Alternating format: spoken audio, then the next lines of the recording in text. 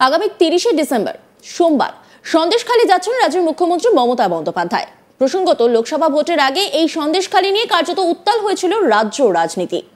সেবার প্রশ্ন উঠেছিল মুখ্যমন্ত্রী কেন একবারও সন্দেশখালীতে গেলেন না, কিন্তু এবার মুখ্যমন্ত্রী সন্দেশখালী যাওয়ার ঘোষণা। প্রশ্ন উঠছে 2026-এর বিধানসভা ভোটকে সামনে রেখে কি সন্দেশখালী যাচ্ছেন মমতা বন্দ্যোপাধ্যায়? এ নিয়ে এবার মুখ খুললেন রাজ্যের বিরোধী দলনেতা শুভেন্দু অধিকারী। কলকাতার সল্টলেক দলীয় কার্যালয়ের বাইরে সাংবাদিক বৈঠকে তিনি বলছেন, মুখ্যমন্ত্রী সন্দেশখালীতে গিয়ে কিছুই করতে পারবেন না, কারণ সেখানে হিন্দু পরিবার, জনজাতি পরিবারগুলির অ্যাকাউন্টে 1 কোটি টাকা করে দিলেও সন্দেশখালীর কোনো হিন্দু, বিশেষ করে তপশিলি ও জনজাতিরা মুখ্যমন্ত্রীকে ভোট দেবেন না। অভাব রয়েছে বলে হয়তো টাকাটা নিয়ে নিতে পারে সরকারি টাকা। তবে বসিরহাটের লোকসভা ভোট নিয়ে যে মামলা হাইকোর্টে চলছে, তার ফলে আগামী দিনে রেখা পাত্রের সাংসদ হওয়া শুধু সময়ের অপেক্ষা বলেও মন্তব্য করেন তিনি। পাশাপাশি তিনি আরো জানান, মুখ্যমন্ত্রী সভা করার পরের দিনই তিনি সন্দেশখালী যাবেন। শুভেন্দুর মতে সন্দেশখালীতে 7,000 ভোটে জিতেছে বিজেপি। বসিরহাটে 60% ভোটার সংখ্যালঘু, আর বেশ কয়েকটি জায়গায় হিন্দুদের ভোট দিতে দেওয়া হয়নি। কি বলেছেন শুভেন্দু অধিকারী, শোনাব আপনাদের।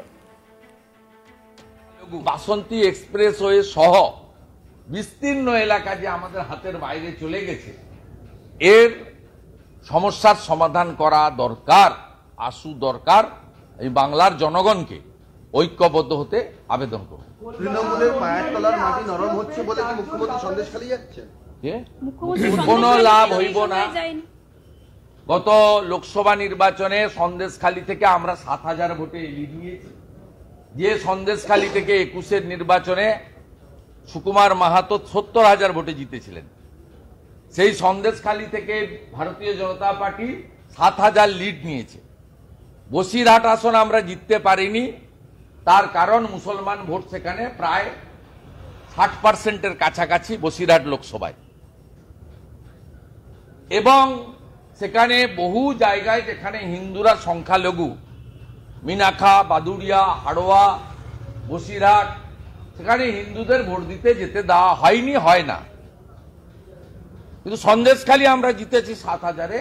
মুখ্যমন্ত্রী যেদিন যাবেন তার পরের দিন মুখ্যমন্ত্রীর মতো অত টাকা খরচ করে হয়তো পারবো না, ওটা সরকারের টাকা, কিন্তু আমি জনসংযোগ করতে যাব। সন্দেশখালীটা বিজেপির জায়গা, আর কঠিন সময়ে বিরোধী দলনেতা তাদের পাশে ছিল, আজও আছে। ঘনিষ্ঠ যোগাযোগ তাদের সঙ্গে আমার প্রত্যেকটা বুথে গ্রামে আছে। সন্দেশখালী মমতা ব্যানার্জির কোনো লাভ হবে না। আপনি যদি সেখানকার হিন্দু পরিবারগুলোকে, জনজাতি পরিবারগুলোকে 1 কোটি টাকা করে দেন, অভাব আছে নিয়ে নিতে পারে, সরকারি টাকা আপনি অ্যাকাউন্ট ট্রান্সফার করে দিতে পারেন। আপনি শুনে রাখুন, মমতা ব্যানার্জি, সন্দেশখালীর কোন হিন্দু, বিশেষ করে তফসিলিরা এবং জনজাতিরা, তারা আপনাকে ভোট দেবে না। প্রসঙ্গত, লোকসভা ভোটের আগে রেখা পাত্র সন্দেশখালী যখন দফায় দফায় উত্তপ্ত হয়েছিল এবং বিক্ষোভের মুখে পড়তে দেখা গিয়েছিল তৃণমূল নেতাদের, বা যখন দফায় দফায় মহিলারা থানা ঘেরাও করছিলেন, তখন সেখানকার অনেকেই প্রশ্ন করেছিলেন মমতা বন্দ্যোপাধ্যায় কবে আসবেন। শাহজাহান গ্রেপ্তারির পরেও উঠেছিল একের পর এক অভিযোগ তৃণমূলের বিরুদ্ধে। রেখা পাত্রর গড়ে তাহলে মুখ্যমন্ত্রী কবে যাবেন, এই প্রশ্নের মুখেই এলো বড় প্ল্যানিং এর কথা। সন্দেশখালী যাচ্ছেন মমতা বন্দ্যোপাধ্যায় বিধানসভা ভোটের আগে কি তাহলে সব প্ল্যান সন্দেশখালীকে কেন্দ্র করে? মুখ্যমন্ত্রী নিজেই বললেন, ভোটের আগে তাকে বারবার প্রশ্ন করা হয়েছিল কেন তিনি সন্দেশখালী গেলেন না। তিনি বলেছিলেন পরে যাব। সেই জন্যই 30শে ডিসেম্বর সন্দেশখালীতে যাচ্ছেন মমতা বন্দ্যোপাধ্যায়। স্টেজ থেকে কি কি পরিকল্পনা রয়েছে মমতার, সব জানালেন তৃণমূল নেত্রী। মমতা বন্দ্যোপাধ্যায় কি বলেছেন, শোনাব আপনাদের। এই বছরের 30শে ডিসেম্বর আমি বেলা 1টায় আমি এতে যাব, সন্দেশখালীতে একটা পাবলিক ডিস্ট্রিবিউশনের প্রোগ্রাম নিয়েছি। কারণ ইলেকশনের আগে আমাকে অনেকে জিজ্ঞেস করেছিল, দিদি আপনি সন্দেশখালী গেলেন না। আমি বলেছিলাম আমি যাব, পরে যাব। সুতরাং সেই জন্যই আগামী 30 তারিখ বেলা 1টায় আমার অফিসিয়াল প্রোগ্রাম সন্দেশখালীতে থাকবে। এটা হচ্ছে গভর্নমেন্টের পাবলিক ডিস্ট্রিবিউশন প্রোগ্রাম। ইতিমধ্যে আপনারা জানেন যে আমরা যেগুলো আমাদের কাছে পেন্ডিং ছিল বিভিন্ন লক্ষ্মীর ভান্ডার থেকে শুরু করে বাংলার বাড়ি থেকে শুরু করে আমরা অনেকটাই করতে পেরেছি। তার মধ্যেও জেলাতেও কিছু থাকে কাজ, সেগুলো প্রায় 20,000 মানুষের কাছে ওই মিটিং থেকে বিভিন্ন পরিষেবা তুলে দেওয়া হবে ক্যাম্প ওয়াইজ করে। স্টেজ থেকে আমি হয়তো বড় জোর 100 জনের হাতে তুলে দিতে পারবো। 6 তারিখে গঙ্গাসাগর যাব। আমি পৌঁছে আপনাদের প্রোগ্রামটা আগে জানিয়ে দিচ্ছি, যেহেতু আপনারা 5 তারিখে যাবেন। আমি প্রথমে যাব ভারত সেবাশ্রম সংঘে, কারণ কপিল মুনি আশ্রমের মহারাজ তিনি একটু বয়োজ্যেষ্ঠ, একটু বিশ্রাম নেন। আমি তার বিশ্রামে ব্যাঘাত ঘটাতে চাই না। ওরা 4টে মন্দির খোলে, কাজে আমি ভারত সেবাশ্রমটা আগে করে নেব, করে নিয়ে তারপর ওখান থেকে কপিল মুনির আশ্রম দর্শনে যাব। এবং এ ব্যাপারে আমাদের রিভিউ মিটিং হয়ে গেছে, সেটাও আপনারা জানেন। সেই সন্দেশখালী সবসময় ছিল রাজনৈতিক কলিন্দের শিরোনামে।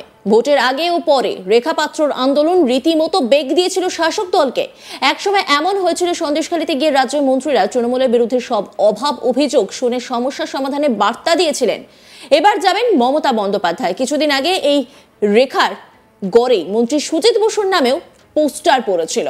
আর সেই সন্দেশখালীতে এবার মুখ্যমন্ত্রী স্বয়ং সেখানে যাবেন। আর তারপরেই যে ছবিটা দেখা যাচ্ছে যে সেখানে তার যে যাওয়া, সেই যাওয়া নিয়ে শুভেন্দু অধিকারী রীতিমতো প্রশ্ন তুলেছেন। তিনি কি বলছেন শোনাব আপনাদের। বাসন্তী এক্সপ্রেসওয়ে সহ বিস্তীর্ণ এলাকা যে আমাদের হাতের বাইরে চলে গেছে, এর সমস্যার সমাধান করা দরকার, আশু দরকার। এই বাংলার জনগণকে ঐক্যবদ্ধ হতে আবেদন করব। তৃণমূলের পায়ের তলার মাটি নরম হচ্ছে বলে কি মুখ্যমন্ত্রী সন্দেশখালী যাচ্ছেন? কোনো লাভ হইব না। গত লোকসভা নির্বাচনে সন্দেশখালী থেকে আমরা 7,000 ভোটে লিড নিয়েছি। যে সন্দেশখালী থেকে 21-এর নির্বাচনে সুকুমার মাহাতো 70,000 ভোটে জিতেছিলেন, সেই সন্দেশখালী থেকে ভারতীয় জনতা পার্টি 7,000 লিড নিয়েছে। বসিরহাট আসন আমরা জিততে পারিনি, তার কারণ মুসলমান ভোট সেখানে প্রায় 60%-এর কাছাকাছি বসিরহাট লোকসভায়, এবং সেখানে বহু জায়গায় যেখানে হিন্দুরা সংখ্যালঘু, মিনাখা, বাদুড়িয়া, হাড়োয়া, বসিরহাট, সেখানে হিন্দুদের ভোট দিতে যেতে দেওয়া হয়নি, হয় না। কিন্তু সন্দেশখালী আমরা জিতেছি 7,000-এ।